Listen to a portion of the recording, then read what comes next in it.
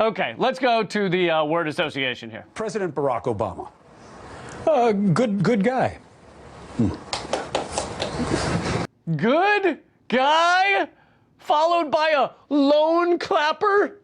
Good guy. The banks are bigger than ever. There's been thousands of innocent civilians killed by drone bombings. The largest surveillance state ever created. More immigrants deported than ever before. And basically nothing done about climate change. And your response is, good guy. Good guy. Wow, Gary. Wow, really throwing the red meat out to the fans there.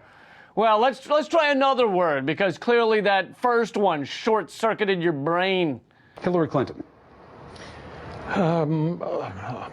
Hillary Clinton. A wonderful public servant. What?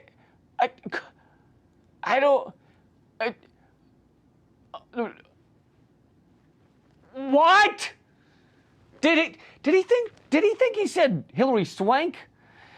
All right. Well, Bill Weld, you will set us straight. All right. You will. He'll talk us about how Hillary is a disingenuous darling of Wall Street. Let's see that 1-2 punch, Governor Weld.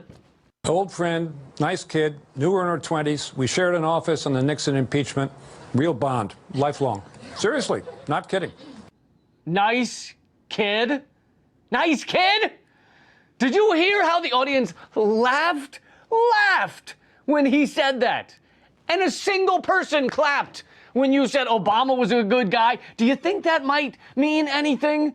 Yeah, you know what America is really looking for as an alternative to the two war hawk corporate candidates who are besties with Wall Street, with the billionaires that run things. What they're looking for is two guys who think those people are nice kids and good folk. Just good old-fashioned folk. Anyway, next they moved into healthcare, where Gary says he wants to get rid of Obamacare and let the free market do the rest. And if we could bring genuine competition to healthcare, healthcare would be 1/5 the cost of what it is right now. You would have Stitches R Us. You would have advertised pricing. I think you had a winning point there with cheaper healthcare until you decided to throw in the words Stitches R Us. Stitches. Wow, Gary, way to sell this healthcare system of yours. Stitches R Us is really what people have had their fingers crossed for.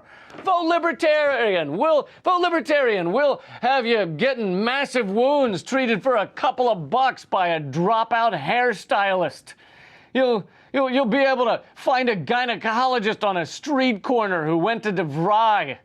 Can't wait for this libertarian paradise. Something that right now, when any of us go to the doctor, we have no idea what it's going to cost. We have no idea what the outcome's going to be. Oh, yeah, but you'd be real sure of the outcome at Stitches R Us. I guess you could be sure that something was going to be stitched. You'd be pretty sure of that. Yeah, I went in for a cut on my hand and came out with my sewn to my taint. But at least they were true to their word. That's why I chose Stitches R Us. Oh, it's going to get better. I swear it's going to get better. Maybe Gary will win over more people with his free trade policy. Let's talk Trans-Pacific Partnership. Unfairly, free trade has come under criticism for being crony capitalism. Look, we're anti-crony capitalism. Now, he's for TPP, and the Trans-Pacific Partnership is the largest corporate giveaway ever constructed. Ever. It was decided by 600 corporate lobbyists, the Obama administration, and Hillary's State Department. And you think there's no cronyism going on in that? Do you think 600 corporate lobbyists get together in secret, and it was highly secreted, by the way, in secret, and decide to do good things for the American people? That has never happened, none ever. It's just so awesome, we gotta keep it a secret. You know how you like freedom, Gary? That's your thing, right? Libertarians, freedom. TPP will allow us to be ruled by transnational corporations. That is the opposite of freedom. Free trade is always going to benefit the United States compared to other countries because we have the highest rate of productivity and we're the most technologically advanced country in the world. So we're always going to have that edge.